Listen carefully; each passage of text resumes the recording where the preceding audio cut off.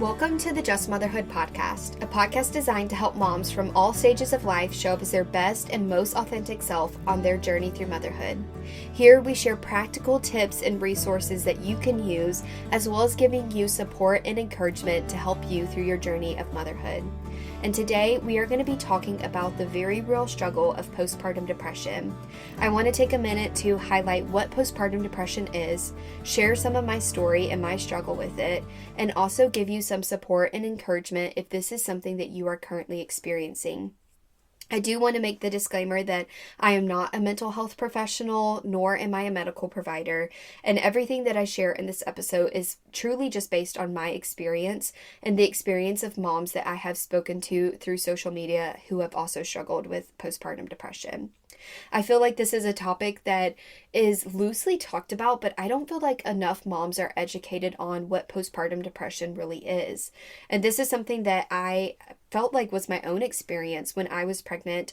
I had heard about postpartum depression, but I didn't really understand what the symptoms were, and I didn't understand what was normal and what was to be expected being freshly postpartum, and then what was outside of the normal bounds of my mental health. We hear the term a lot of baby blues, and this is something that is very normal and very typical to experience, especially when you're freshly postpartum.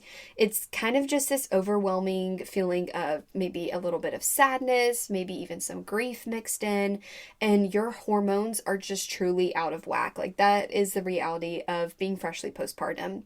You went from carrying a baby, and now the baby is out of you, and so your body is just trying to regulate itself and get itself back to normal. Your hormones are truly going crazy. Everything is just, it's not normal, but your body's trying to return that way. And sometimes that just means that we experience a flood of emotions, and that is okay. It's something that is to be expected, but it's also something that's expected to only be a short period of time. It's something that really shouldn't impair your functioning as a mom or even just as your normal responsibilities. It's truly just kind of like emotions that you deal with, and not necessarily something that is going to show up physically or in your actions. This is something that by your 6-week checkup, you should be pretty much over it. You should be kind of somewhat back to normal, experiencing joy and happiness and getting some kind of a routine, and your emotions should be somewhat regulated at this point. And I feel like a lot of times people hear the term baby blues, and so once we are at 2 months postpartum, 3 months, 4 months, we think, oh, well, we're still just dealing with the baby blues. But that's not really the way that we were designed to be. If you're still dealing with these feelings of sadness or grief past a couple of weeks postpartum, there could be a bigger issue that needs to be addressed. And this was my experience, but I was so uneducated about postpartum depression that I did not take the steps that I needed to get help until I was almost 5 months postpartum. When I first had my son, one of the things I was scared about was postpartum depression, even though I was very unprepared for what it could be. But as I researched the baby blues, I was like, oh, I identify with a lot of this. I think I'm just dealing with the baby blues.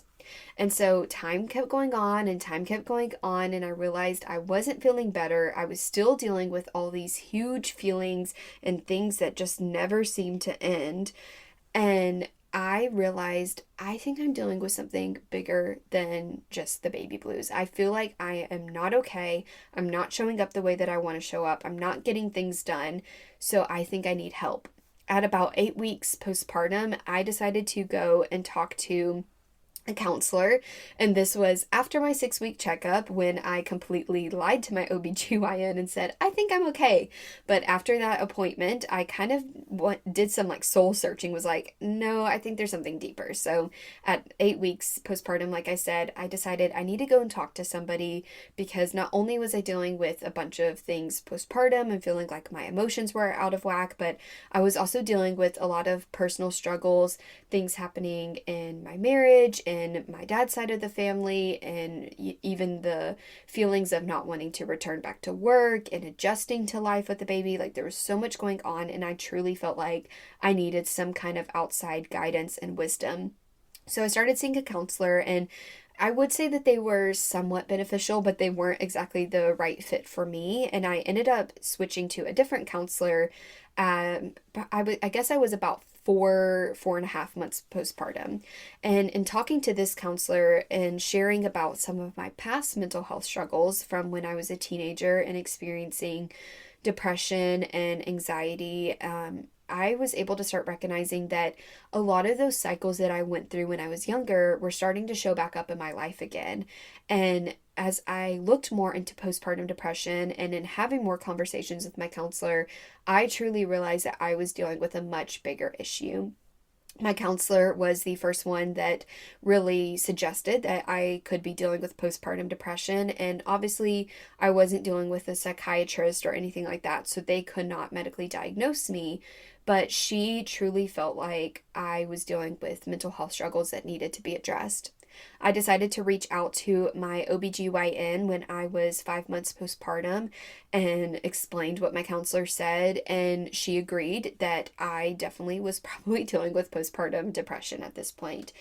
There wasn't necessarily any conversation that happened or coaching or anything like I was expecting. I was just immediately prescribed an antidepressant. And this was something I kind of felt ashamed about. I felt weird having to take a medication because it felt like my life should just be normal and I should be going through things and getting over them, and I just wasn't. And I felt ashamed that I had to resort to a medication, but I felt like it was something I needed to at least try because I wanted to show up as a better version of myself, and I was not able to do it in my current mental state at the time. So I started taking an antidepressant. It was only a 90-day dose, and so I started taking it at the end of November when I was 5 months postpartum, and I continued it until the beginning of 2024. And I will say, in my personal experience in taking this medication, that I wasn't necessarily like super happy and things felt great again, but my lows weren't as low, and I felt like I was at least some sort of regulated. I felt like my emotions were a bit more under control. My highs weren't as high either, so it wasn't like life was super fun and full, but it gave me the space that I needed to truly dive deeper in with my counselor and focus on my mental health. It started to quiet some of that noise for me, and I was truly able to address things. I was able to learn how to have self-care and take care of myself in my most vulnerable and tender moments. I was able to learn how to start having communication with my husband that was healthy, and he could help me process some of these things and just be a support system for me. It gave me the opportunity to really dive in deep with my mental health because I wasn't able to do it with all the loudness that came with postpartum depression. And I feel like when we talk about postpartum depression, everybody just thinks it means you're crying all the time, or you hate being a mom, or that you're laying in bed and letting the dishes pile up and letting the laundry get so overloaded and there's just nothing's going right in your home. But you can look completely okay and put together and happy on the outside and be so broken and hurting and sad on the inside. And I feel like as moms, we don't talk enough about our mental health, and it's something that is not prioritized a lot in motherhood, but it's so important for us to focus on it. And that was why I knew I needed to go get help, because I knew not only was I responsible to myself, but I was responsible for a baby. My son was dependent on me to show up in the ways I needed to show up, but I also am the one that's responsible for teaching my son how to be an adult, how to be a human being living and growing and thriving in this world. And I can't do that if I'm not emotionally regulated, because he's going to learn how not to be emotionally regulated. I can't do it if I'm sad all the time or empty or can't be happy, because that's how he's going to learn to look at every situation. And I knew that I deserved to show up and be happy and love motherhood and love taking care of my son and thrive instead of just surviving. And my son deserved that too. And I feel like it's so important that we take our mental health seriously in motherhood because we deserve it and our kids deserve it. And so I want to briefly kind of talk about, now that I've shared my experience, I want to go through what the symptoms are because everybody's experience is so different. And you may be dealing with one of these things or you may be dealing with every single one of them. And I'm not going to lie, I definitely am on the side of I deal with every single one of them. But even if you deal with one or two of these things, it could be a sign that you may need to focus on your mental health a little bit more in this season. So if you go to Google or just go to the internet and you search what postpartum depression is, this is the general list that you're probably going to see in most places. These symptoms of postpartum depression are mood swings, anxiety, sadness, irritability, feeling overwhelmed, crying, reduced concentration, appetite problems, and trouble sleeping. And I feel like that list is helpful in some ways, but at the same time, it looks like so many other things. Like so many of these things on here are the baby blues. And that's why we think postpartum depression is just the way it is and that it's normal to feel the way that we feel months after having a baby. It also aligns with what it looks like just adjusting to life with a baby. Like trouble sleeping, hello, does anybody sleep until their kid's like 6 months or older? Like there's so much of that that looks like adjusting to life with a kid. There's so much of that that looks like dealing with the realities of living in this world and the difficulties that come with it. So much of that does not fully describe what it's like to experience postpartum depression. So I want to give you some more in-depth, specific things that may highlight what postpartum depression is. And it's hard to explain unless you experience it, but these may be some things that you identify with. These statements are that I experience a deep sadness and emptiness that just won't go away. It's kind of like this feeling that you can't quite describe, and it's just like something is off. It's not like you're missing something or that you have a need for somebody or for your husband to meet. Like there's just something that's off and you can't shake it no matter what happens during the day. I move through the motions just to survive the day. Postpartum depression isn't just laying in bed, like I said, and not doing anything. And I feel like in our culture, a lot of times we say that that is what depression is. And I feel like that's why a lot of people think that they don't struggle with depression because they're like, well, I'm still getting things done and I'm still showering and I'm still taking care of the house and I'm still doing this and doing that. And so we think we're not depressed. But there is this part of depression that can be a high functioning depression. Of you are still doing everything, but it's just there's no emotion behind it. There's no feeling behind it. It's truly just going through the motions so that you can say, check, everything's done today. And it's truly not living life. Like you're not doing extras. You're not doing hobbies and the things that you enjoy doing or finding new TV shows you enjoy to watch. Like it's truly just doing the bare minimum to get through the day. I feel grief over the life that I envisioned, but I'm not living. So this is that you imagine all these things when you were pregnant that you thought motherhood was going to be like, and the happiness and the sweet moments and everything in between, and that's not your reality, so you feel this deep sense of grief. It's also, I feel grief over the life that I used to have, but now I'm not living. It's a feeling that now I'm taking care of another baby. Now it's not just me and my husband at the end of the night anymore. Now I have to say no to these things because I need to be around to breastfeed my son all day, or I need to not go to this place because my daughter needs to go to bed by this time at night. Like it's kind of like this grief of, oh, my life is completely different either than what it used to be, or my life is completely different than what I imagined it would be. I often have outbursts of rage over even the smallest of things. It's having this like, not just, oh, I'm irritated now, but like a rage, an outburst, anger, because something super insignificant happened. It's things that normally would not get any reaction from you that now is causing a huge reaction, a huge rage from you. I feel irritable, or I feel resentment over the sacrifices that my partner does not seem to have to make. It's almost like this feeling of I'm carrying the burden, I'm carrying the load, I have to do all this, I have to nurse the baby and feed the baby and put the baby to sleep and be with the baby all day and all these things, and almost starting to resent your partner because it seems like the load that they're carrying, the sacrifices they're making aren't enough or not as significant as yours or not hard enough as what you're dealing with. And you can truly just have this feeling of they're so annoying or they don't get it and now I'm resenting them and now I'm irritable towards them. I am desperate to sleep, but I'm unable to quiet my mind at night. This was something that I definitely felt like I struggled with, especially as the months went on. At the beginning, I feel like I was just so exhausted that I was pretty much able to sleep, especially I would say like the first 2 to 4 weeks. But as time went on, I found it harder and harder to fall asleep, or I felt myself trying to stay completely preoccupied with my phone or with a TV show so that I could avoid going to sleep. I feel hopeless, like the situation will never end. And this was something that I identify with so deeply that when my son was a newborn, I was like, I'm never going to survive this. I'm never going to get out of this. This is my life forever.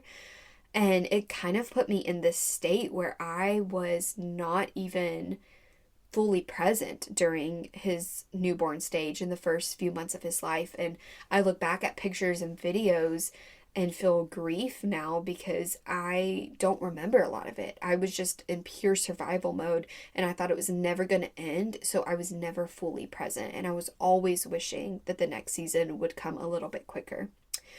I felt the need to check things constantly. This is something that this is how I know I still struggle with my mental health some, because I still do this to this day of I'm always checking if my son's breathing. I cannot go to sleep if he's not wearing his outlet because I am terrified, even though now he's 16 months old, of SIDS. I am constantly checking things. I'm getting up in the middle of the night to check the stove. I leave my house to go grocery shopping and I turn around 2 minutes later because I think I left the back door unlocked or I didn't close the garage door. And of course, every time I'm checking things, everything is perfectly okay and fine, but it's like I have these thoughts of like, something's not right, I need to check it. I'm carrying the burden for it, so if something goes wrong, it all falls on me.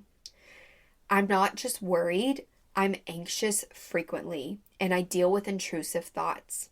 I feel like the anxiety that you deal with postpartum depression is, it's not just like, I hope that it doesn't rain tomorrow or something. Like, it's not like these little worries. It's like, it's this feeling of constant anxiety or very frequent anxiety. And then you deal with these very deep, vivid, realistic, intrusive thoughts.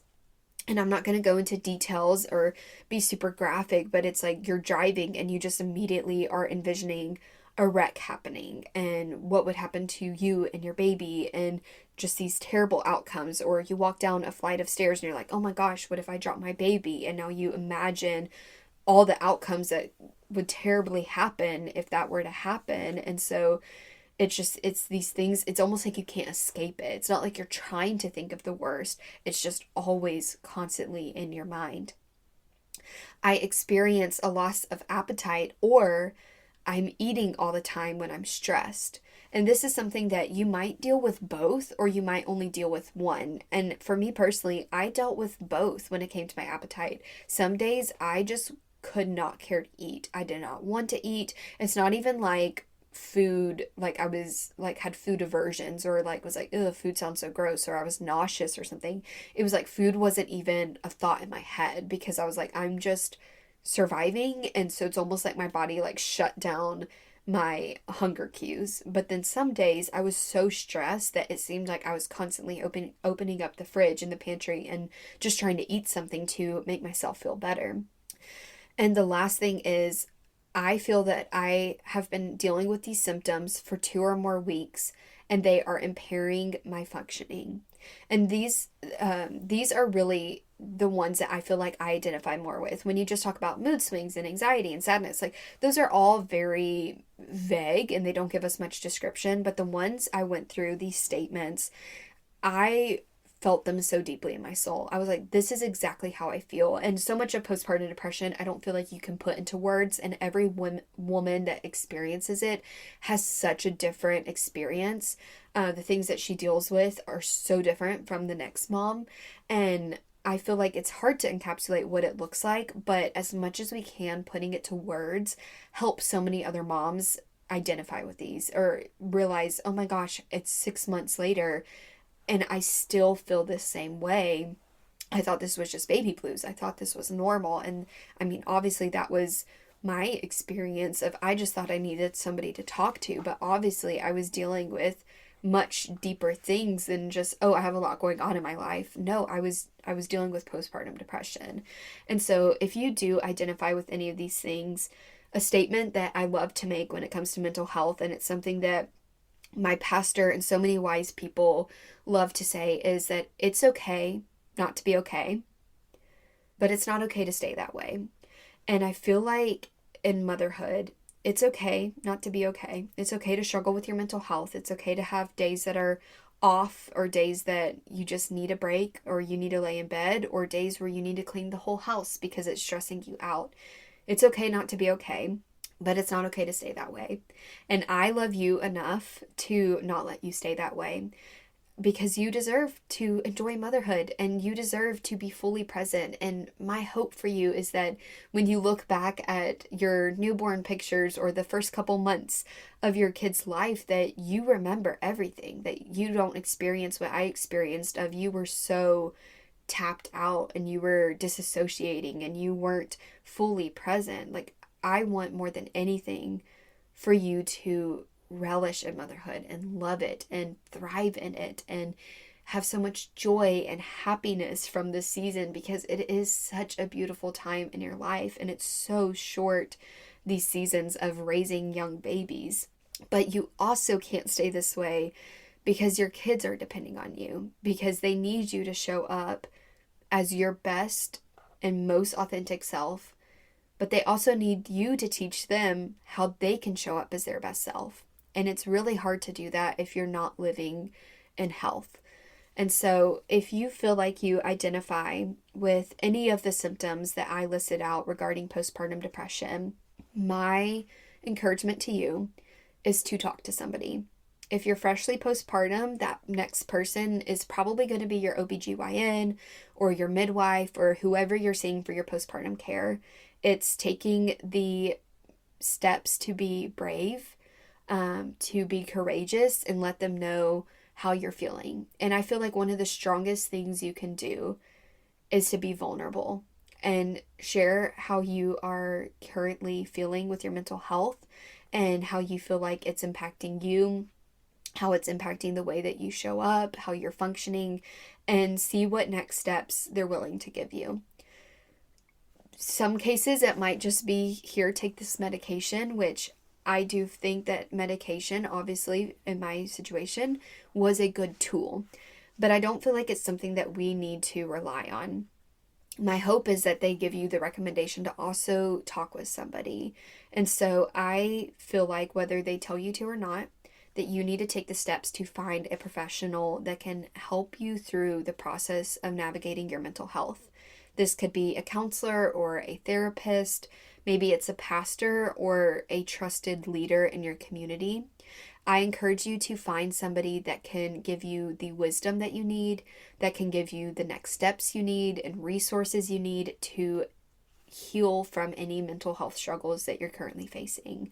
That was definitely the key for me. Like I said, medication and being on an antidepressant, it was helpful. It quieted some of the noise and it helped to level out my emotions. But the true healing, the true progress came from having somebody walking alongside of me and teaching me how to care for myself, teaching me how to deal with the things that I was dealing with. And that only comes from talking with a professional. And then I would encourage you to make sure you have a community that can give you the support and encouragement that you need. This can be friends or family members, and obviously you want to make sure that there's somebody that you trust, somebody that you can be vulnerable with, And you don't have to share everything with them, but obviously making sure that you feel comfortable sharing enough that they can be somebody that is supporting you and encouraging you as you go through this journey of focusing on your mental health. So those are my steps that I would give, is truly just number one, being honest with somebody and getting the help that you need from a professional. And then two is having a support system and people that can encourage you on the way. And obviously your professionals will give you so much more guidance and help you navigate your specific situation. But like I said, the strongest thing you can do is being vulnerable and taking steps to focus on your mental health and prioritizing it in this season of motherhood. As we close out today, I just wanted to pray for us. This is something that I really enjoy doing at the end of my episodes, but especially with this one, mental health is such a huge thing that we deal with, especially postpartum depression. And I just want you to know that I'm here for you. And I know we don't know each other and we may have never met each other ever in our lives, but I love you and I'm here for you and I see you. And I want you to know somebody's in your corner and is praying for you. So, Father God, I just pray for my sweet friend on the other side of this podcast. And God, you know what she's dealing with. You know what she's struggling with. You know the thoughts inside her head and the ways that she's not showing up the way that she wants to show up. And God, I just pray that you give her strength. God, I pray that you give her peace. God, I pray that what she's dealing with is just a season and that you carry her through. I pray that she takes the steps that she needs to take to focus on her mental health and to focus on herself in the season so that she can truly show up as the best version of her, so that she can show up for her kids and her husband and her family the way that she needs to show up. God, I just pray that she knows that she is loved, that she is valued, that she is chosen, that she was made by you for an incredible and wonderful purpose. And God, that what she's dealing with is something that will pass and that she's not weird or strange or broken because she's dealing with mental health struggles, but she can use it as a testimony of strength and of beauty and of resilience, and it will be used for your glory. God, I just pray for my sweet friend. I pray that you comfort her. I pray that you bless her. I pray that you guide her on her journey of walking through mental health. And I pray that you bring healing to her mind and to her body and to her soul. In Jesus' name I pray. Amen. If you enjoyed this podcast episode or found it helpful, please take the next step of going to Apple Podcast and leaving a written review.